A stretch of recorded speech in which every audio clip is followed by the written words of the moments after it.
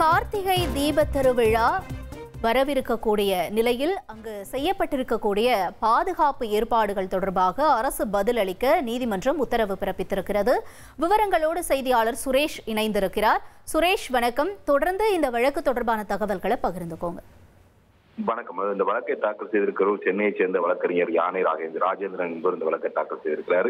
அவர் தன்னுடைய மனுவில் டிசம்பர் 3ஆம் தேதி நடைபெற இருக்கக்கூடிய கார்த்திகை தீபத்தை முன்னிட்டு திருவண்ணாமலை அருணாச்சலேஸ்வரர் கோயிலுக்கு லட்சக்கணக்கான பக்தர்கள் திரள்வார்கள் என்பதால் நெரிசல் சம்பவங்களை தடுப்பதற்கு நடவடிக்கை எடுக்க வேண்டும், அதே போல போதுமான அடிப்படை வசதிகளை ஏற்படுத்தி கொடுக்க வேண்டும் என்று அந்த மனுவில் கேட்டுக் கொண்டிருக்கிறார்.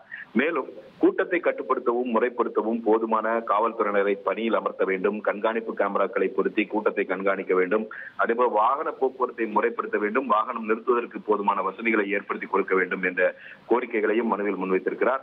மருத்துவ வசதிகள் வழங்குவதற்காக தற்காலிக முகாம்கள் அமைக்க வேண்டும் என்ற ஒரு கோரிக்கையும் அந்த மனுவில் முன்வைக்கப்பட்டிருக்கிறது. இது தவிர கிரிவல பாதையில பக்தர்களிடம் பணம் பறிக்கக்கூடிய திருநங்கைகளை அனுமதிக்க கூடாது என்ற ஒரு கோரிக்கையும் அந்த மனுவில் இடம்பெற்றிருக்கிறது. போலி சாமியார்கள் மாற்றுத்திறனாளிகளையும் இந்த கிரிவல பாதையில் அனுமதிக்க கூடாது, அந்த கிரிவல பாதையில் கடைகள் அமைக்க அனுமதிக்க கூடாது என்ற கோரிக்கையும் மனுவில் முன்வைக்கப்பட்டிருக்கிறது.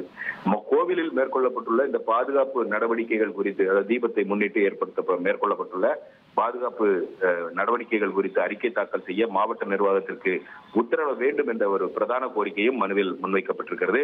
இந்த வழக்கை விசாரித்த நீதிபதி பி பாலாஜி இந்த வழக்கு தொடர்பாக நவம்பர் 24ஆம் தேதிக்குள் பதிலளிக்கும்படி தமிழக அரசு, திருவண்ணாமலை மாவட்ட நிர்வாகம், அதேபோல காவல்துறை தலைவர் டிஜிபி உள்ளிட்ட காவல்துறையினருக்கும் உத்தரவிட்டு இந்த வழக்கின் விசாரணையை அன்றைய தினத்திற்கு நீதிபதி தள்ளி வைத்திருக்கிறார்.